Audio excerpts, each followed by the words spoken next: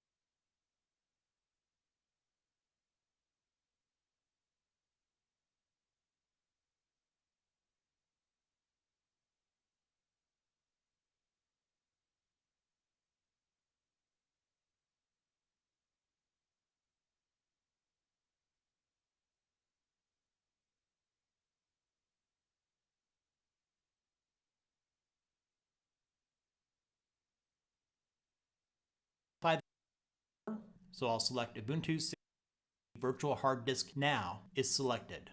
Then click on Create.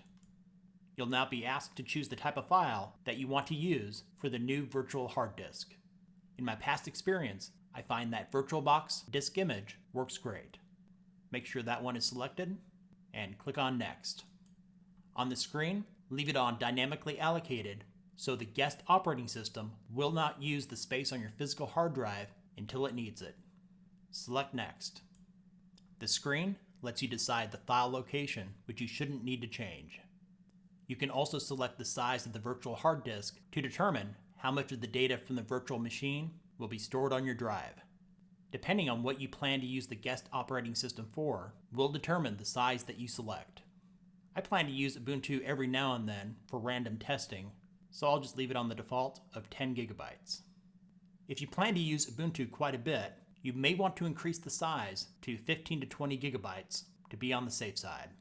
When finished, click on Create. To see more details for your guest operating system, select Details. Depending on which guest operating system that you're installing, the information here will vary. The next step is to go into Settings, which is to the right of New. In general, you'll see the information you entered earlier. In System, you'll see the memory you previously allocated. Select the Processor tab. You may want to adjust the processor slider. Never go above half of your CPU count to avoid crashing your host system. With Ubuntu, 2 CPU should be fine. In Display, it's best to give your video memory as much as possible. So drag the slider all the way to the right. Also below, check Enable 3D Acceleration and Enable 2D Video Acceleration. Graphically, this will give you a smoother experience. Next, we'll jump down to Storage. This is where we will add the ISO that was downloaded earlier for Ubuntu, where it says Controller IDE. Below that, select Empty. To the right, where it says IDE Secondary Master, select the disk to the right. From the menu, select Choose Virtual Optical Disk File. Find the location where you saved the ISO file for Ubuntu. Select it, and then click on Open. Previously, where it said Empty, you'll now see Ubuntu. And at the bottom, you'll notice that it says Invalid Settings Detected. I always get this and just ignore it. Starting out, you shouldn't have to mess with any of the other settings. If you go down to the Shared Folders, you have the option to select a folder that can be shared between the host and guest operating system. Just go to the far right and select the icon for the folder with a plus on it. Select the drop-down arrow and select Other. Then just navigate to the folder on your host operating system that you want to share with the guest operating system. I usually leave Read Only and Auto Mount unchecked. When you are done, select OK to exit settings. In Details, it looks like everything's good to go, and you'll see here for IDE Secondary Master that Ubuntu has been added. Click on Start. Once it's started up, you can minimize the VirtualBox program. You'll eventually arrive on this screen where you can select your language, and you'll have two options: Try Ubuntu or Install Ubuntu. Select Install Ubuntu. I'll check Download Updates while installing Ubuntu and install third-party software for graphics and Wi-Fi hardware, Flash, MP3, and other media. Then select Continue. The next screen will say that this computer currently has no detected operating systems. What would you like to do? Make sure that Erase Disk and Install Ubuntu is selected, and then click on Install Now, and then Continue. Choose your time zone. I'm in the New Orleans area, but Chicago's the same time zone, so I'll leave it as is, and select Continue. Now you can choose your keyboard layout. You may want to test that your keyboard's working, so click here where it says Type here to test your keyboard, and just type something. Looks like it's working. Select Continue. On this screen, you'll enter your name. The computer name will be auto-filled. You'll pick a username, password, and confirm your password.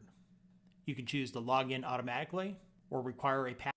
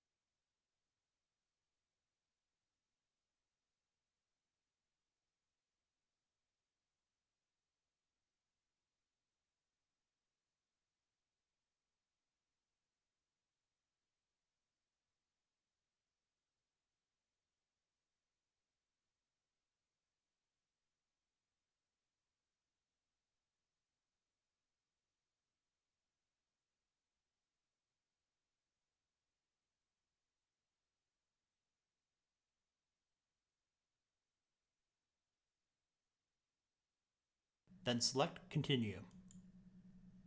The next screen will say that this computer currently has no detected operating systems. What would you like to do?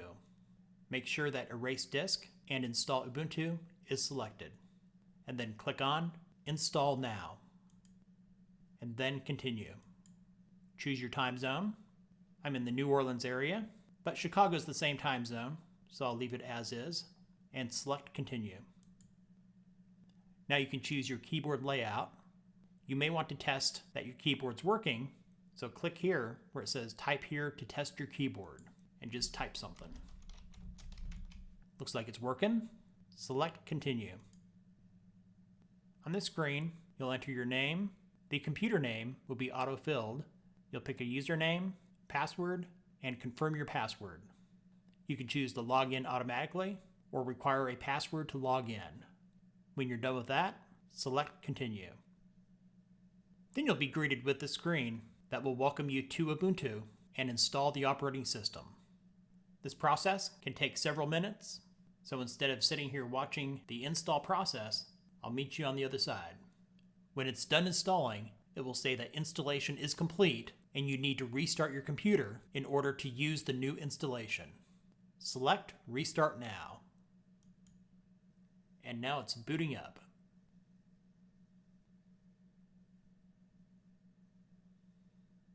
And now the operating system is fully loaded up.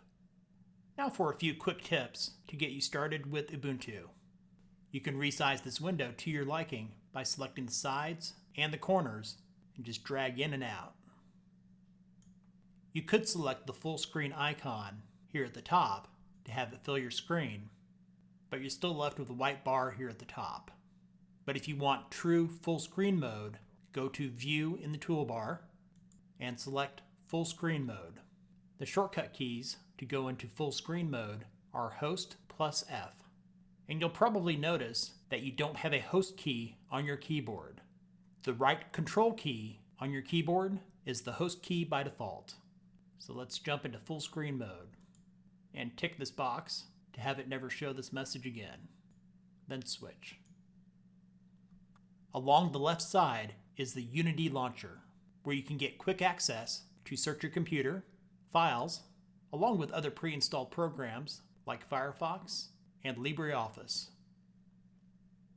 To close a program out, go to the top bar, go to the far left, and select the red X. So I'll close out LibreOffice, Files, and now we're back to a clean desktop. If you want to avoid using the command line to install software, select Ubuntu Software. Here you can find many of the popular programs for Linux. And some of the greats are listed here, like GIMP, Blender, and Inkscape. I'll select GIMP, which is a free image editor. When you select Install, it will ask for the password you entered earlier when you were installing the Ubuntu operating system. So enter in your password and select Authenticate. And it will continue with the installation process, and you can see the status here in the left bar.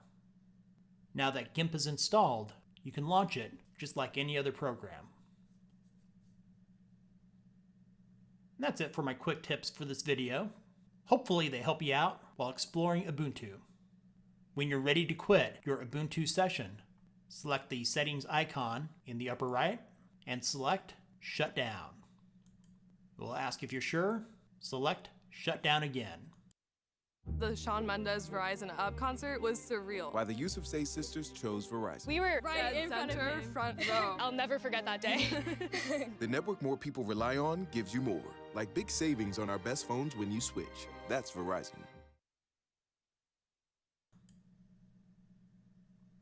Then it'll close it out. Thanks for watching. Links to the websites mentioned are in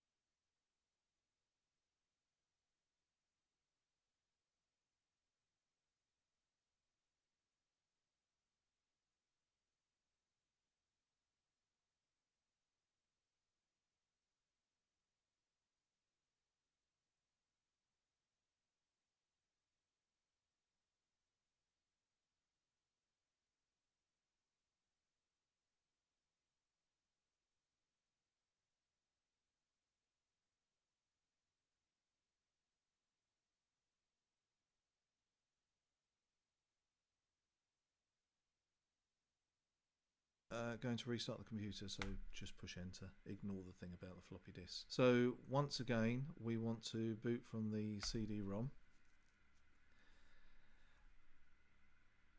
Once again, we do want to start Windows 98 setup from the CD-ROM. When we do this a third time, we don't. We're going to choose the third option. Is it? No, we're going to choose the second option, sorry. But for now, once again, choose the first. Slow, because CPU usage is at 100% all the time, and even provides a license key. Let's go to library. Yep. And then click on the Windows 98 link, and you'll see here we've got some serial keys. I know that this one here works. I've only ever tried the top one. That bottom one probably works as well, but we want to download this one here, Windows 98 second edition OEM full. I've already done it because that would take a little while to download, so there it is. In my case, I've used, if I right click on here, you'll see I've got 7-zip installed. 7-zip is an open source archiving program, compression program, and it allows us to do this. If you haven't got